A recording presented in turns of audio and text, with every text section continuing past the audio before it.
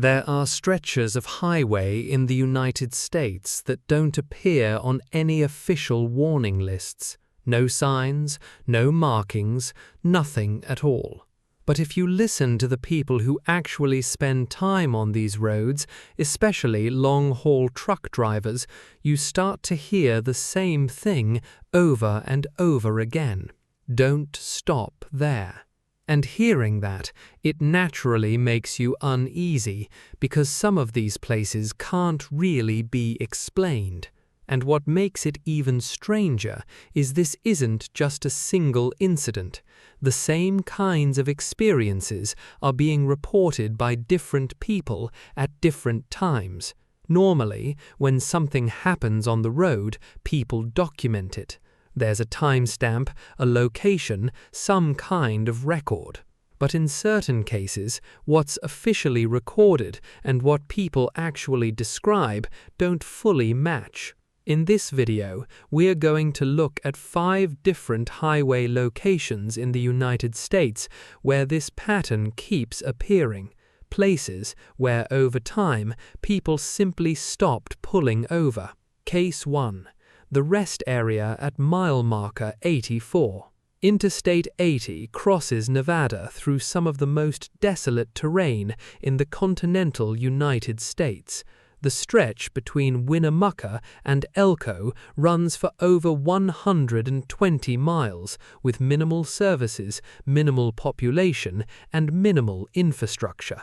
Rest areas along this corridor are used heavily by long-haul drivers as mandatory breakpoints. Federal regulations require drivers to rest after 11 hours of operation, and in this part of Nevada, options are limited.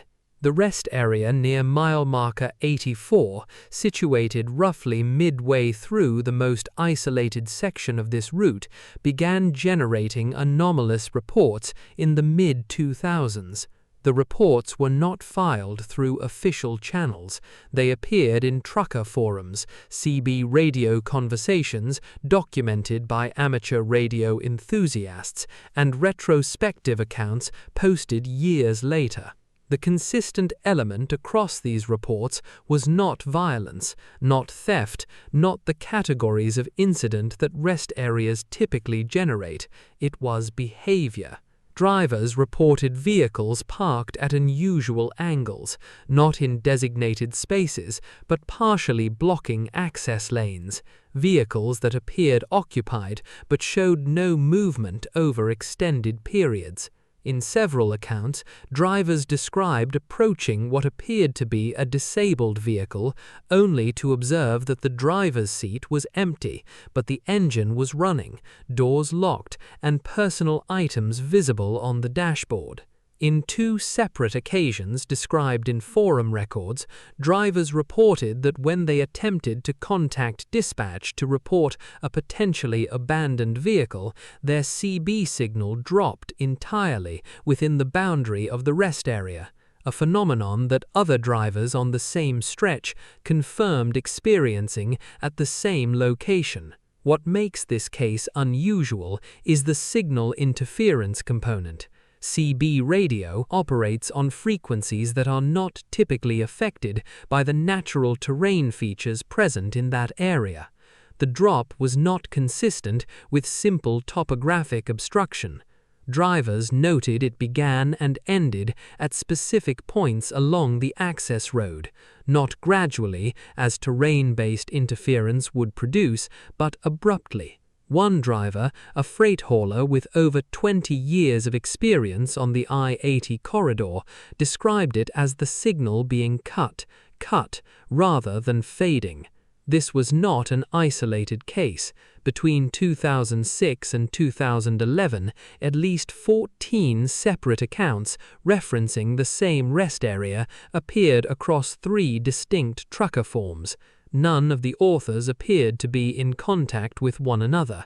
The accounts used different terminology, described different times of year, and reported from different directions of travel. But the signal anomaly appeared in 11 of the 14. The parked vehicle descriptions appeared in 9. Several drivers who passed through the area more than once noted that the anomaly was not constant. On some visits, the stop appeared entirely normal. Other trucks parked in orderly rows, lights functioning, no signal issues. On other visits made under similar conditions and at similar hours, the interference returned. This inconsistency made the reports more difficult to dismiss because it also made them more difficult to investigate. There was no reliable way to reproduce the conditions. The anomaly appeared when it chose to and was absent when anyone attempted to document it directly. In 2013, a State Transportation Department report on rest area utilization along I-80 noted a measurable decline in overnight use at this particular stop. The report attributed the decline to a nearby truck stop opening approximately 18 miles east. Drivers familiar with the area pointed out that the truck stop in question had been operational since 2001, several years before the decline began. The explanation does not hold up against the timeline. One detail that appears in multiple accounts but received no official attention is the personal items left visible inside the apparently abandoned vehicles. Drivers described items that suggested an abrupt departure: a coffee cup on the dash, a jacket on the passenger seat, a CB handset resting outside its cradle. None of the accounts suggest the vehicles were actually abandoned in any formal sense. No missing persons reports linked to those vehicles have been located in publicly accessible records. The vehicles simply appeared, sat, and at some point were no longer there.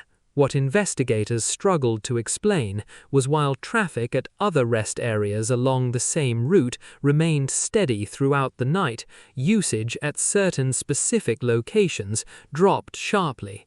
The theories proposed so far don't fully explain it either.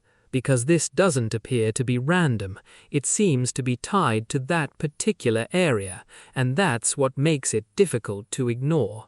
Case 2. Exit 11, U.S. Route 9. U.S. Route 9 runs along the eastern seaboard through some of the most densely populated corridor in North America. In northern New Jersey, however, it passes through sections of the Pine Barrens, a geographical anomaly, a vast and largely undeveloped forested region that sits within an otherwise heavily urbanized state. The Pine Barrens are federally designated as a protected area and contain one of the largest aquifers on the East Coast. They are also the subject of more missing persons reports per square mile than most comparable forest regions in the northeastern United States. Exit 11 along Route 9 in this area serves a service road that runs parallel to the tree line for approximately 4 miles before terminating. The exit itself is a standard highway off-ramp with a gas station, a diner that closed permanently in 2009, and a gravel lot that was historically used as an informal truck layover point. According to accounts gathered from drivers who worked regional freight routes in New Jersey through the 1990s and 2000s, the lot was widely used until approximately 2004, whereupon drivers began avoiding it without a formally articulated reason. The accounts that exist describe a progression.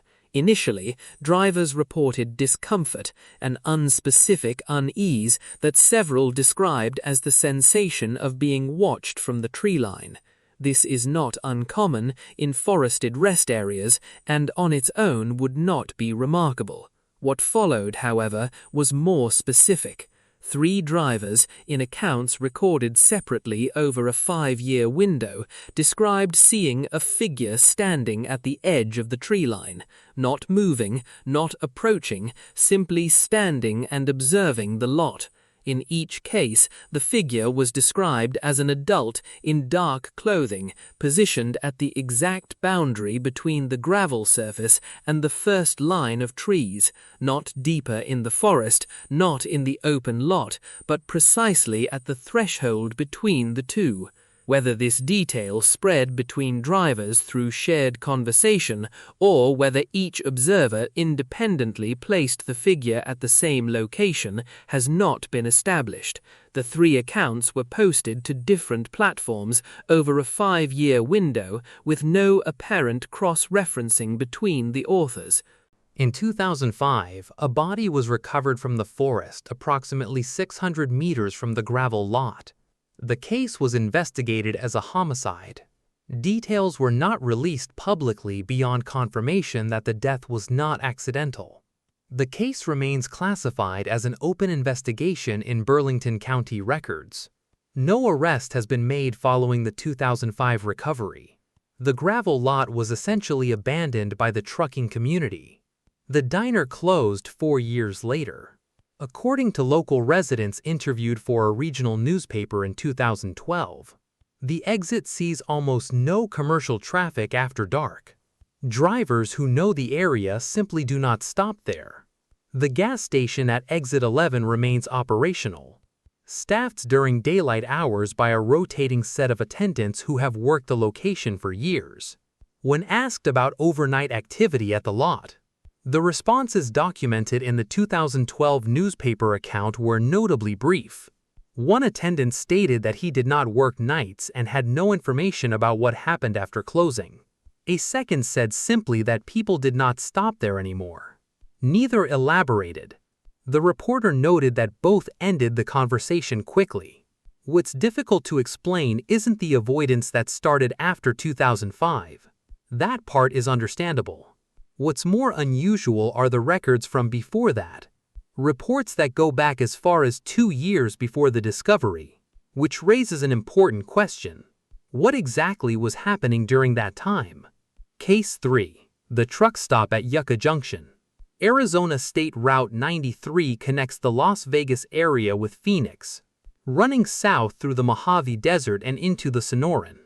It is a heavily used commercial route, and truck stops along its length are essential infrastructure for drivers who cannot complete the run in a single operating window. The stop at Yucca Junction, a small unincorporated community off the highway, functioned as a standard fuel and rest facility for decades.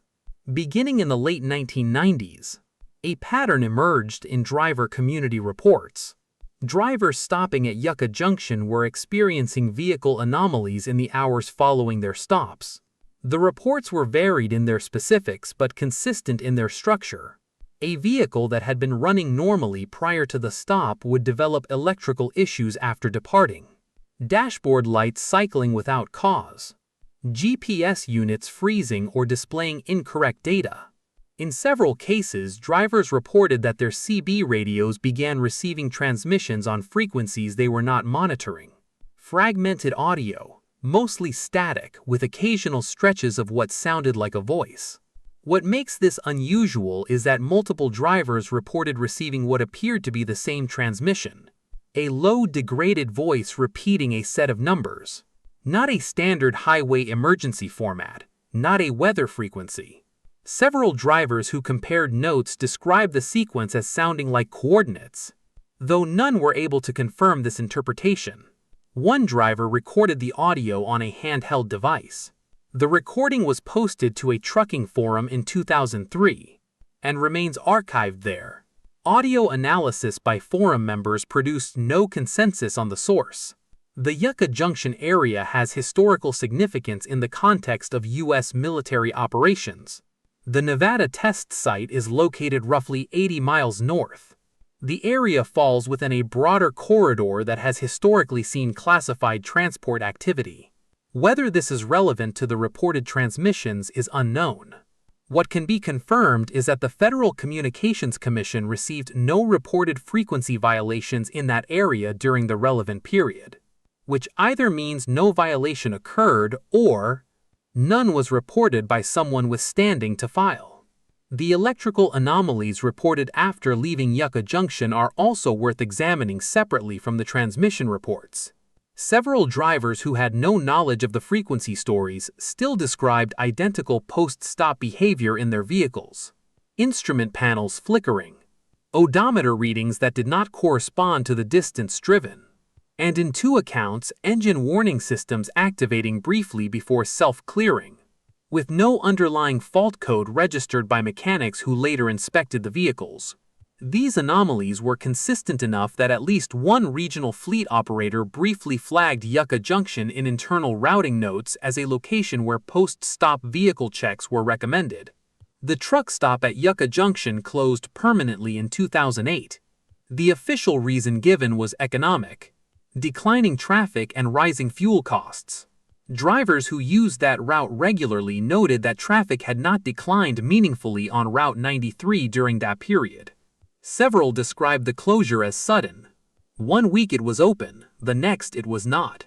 No new facility was built at the Yucca Junction site after the closure.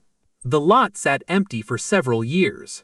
Drivers passing through reported that the signage remained in place for an extended period after operations ceased, a detail several found notable, given the speed with which other closed facilities in the area had been cleared or repurposed.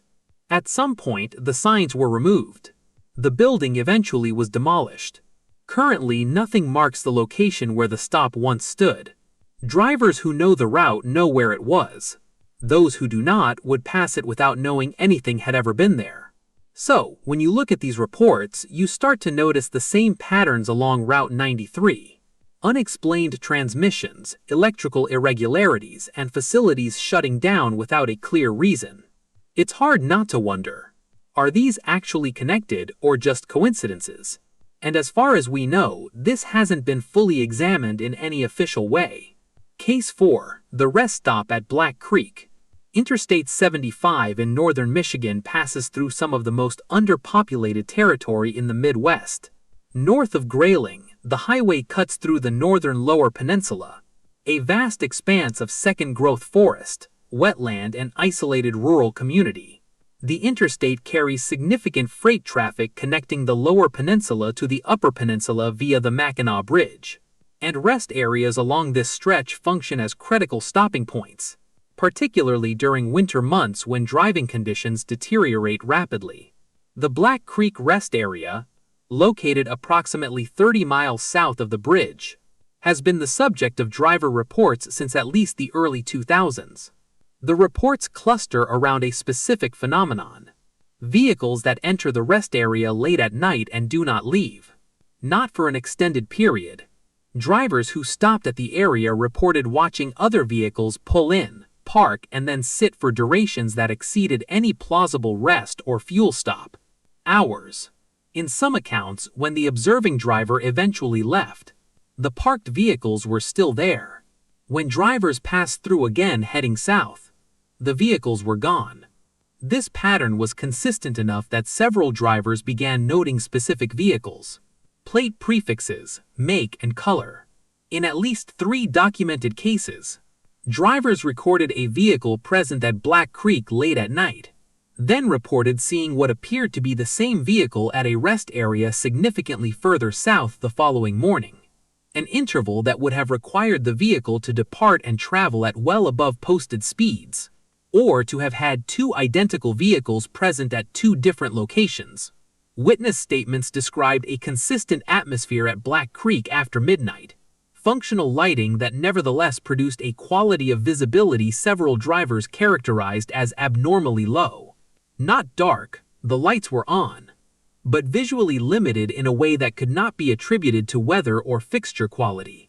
One driver described it as the light not reaching the edges of the lot.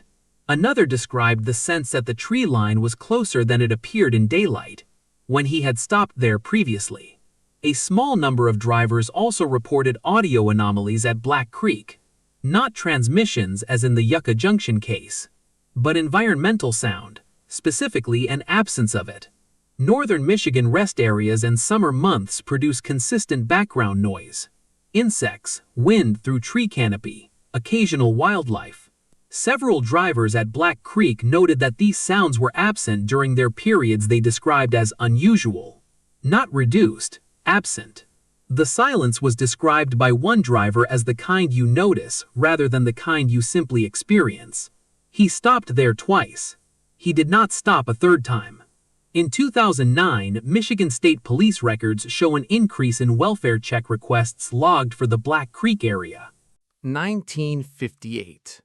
The records are publicly accessible under the state's Freedom of Information Act.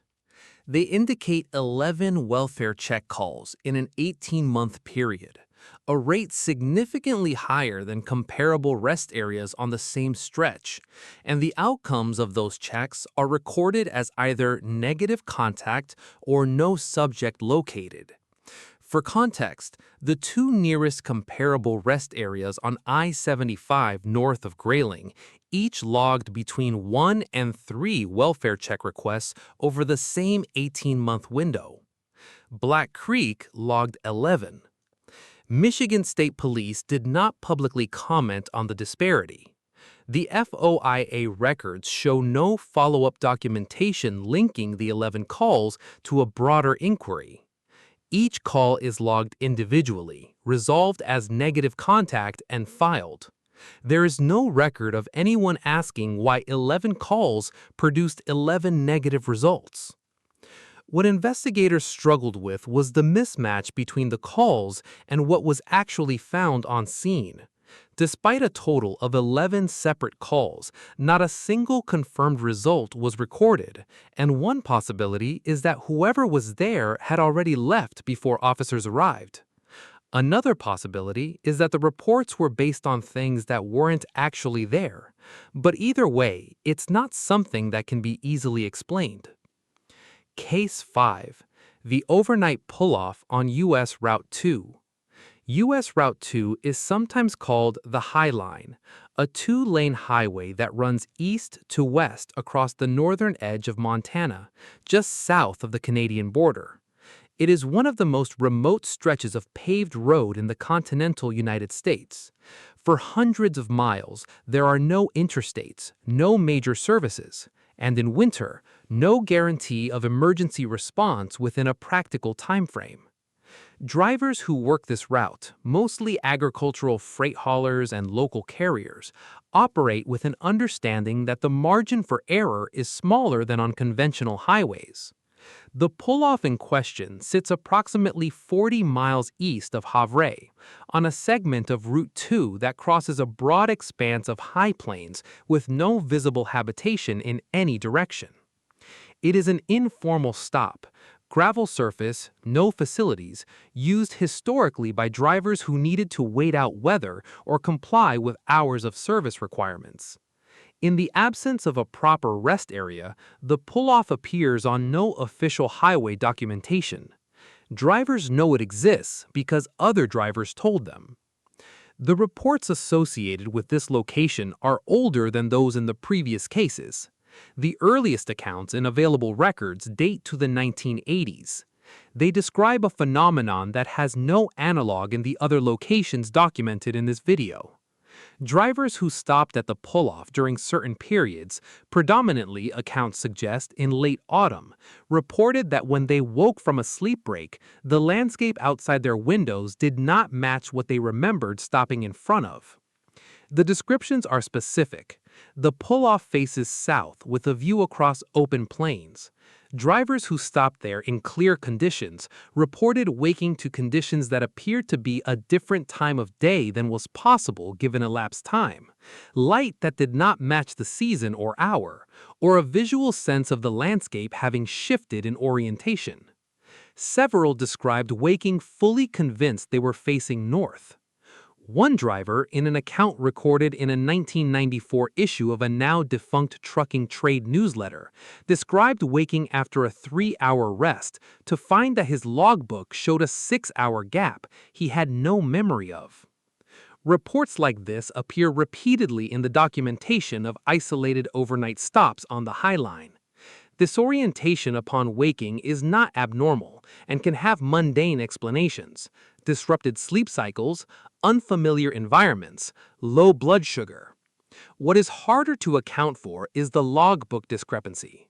Federal driving logs are time-stamped and legally mandated. Falsifying them carries penalties. The driver in the 1994 account was not reporting the incident as something extraordinary. He was reporting it as something that happened and that he could not account for. The 1994 account was not unique in its logbook detail. A second reference to unexplained time gaps at the same location appeared in a 2001 posting on an early trucking message board, and the third surfaced in a 2019 Reddit thread about the High Line, specifically.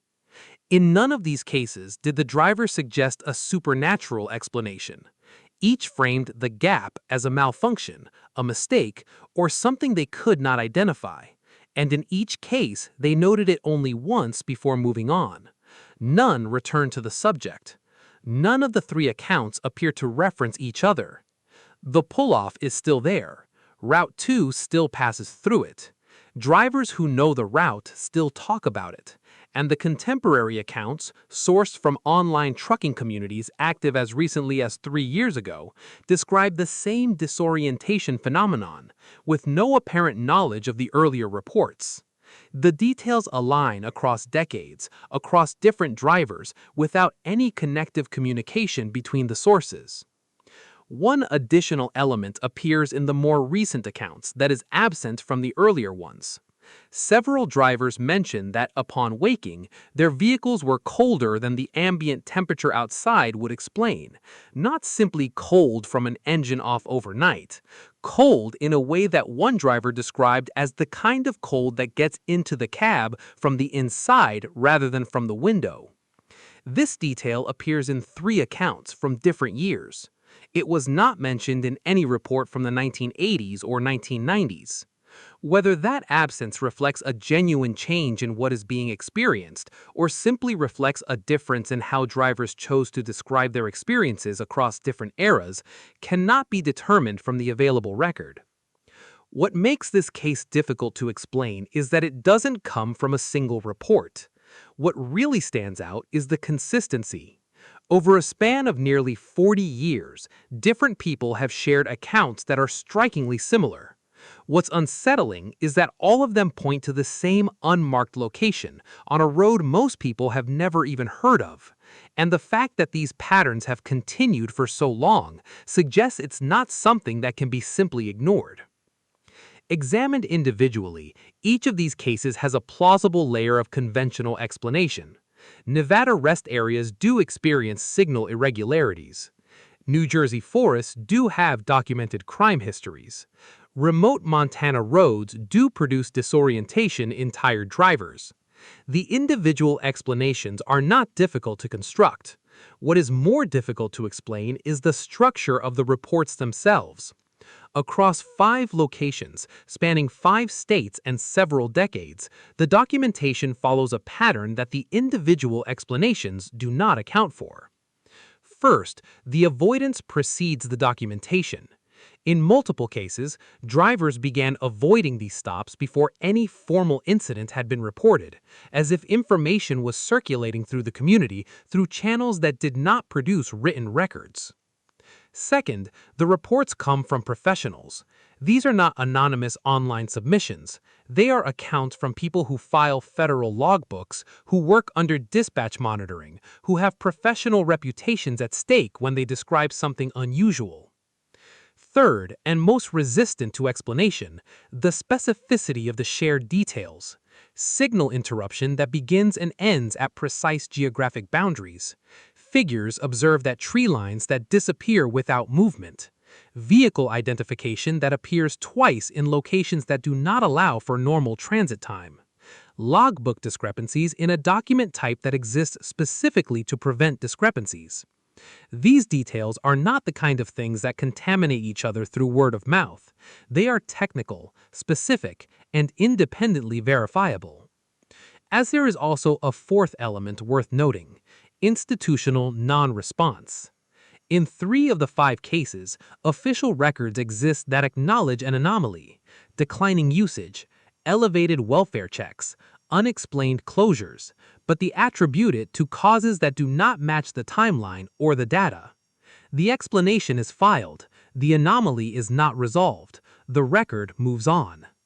What this means in practical terms is that the informal record, the forums, the CB conversations, the word passed between drivers, contains information that the official record does not. This is not unusual in itself. Informal networks often carry knowledge that formal systems are not designed to collect. What is unusual here is the direction of the gap. In most cases, official records eventually catch up to informal ones. Incidents get reported, investigations get opened, files get created.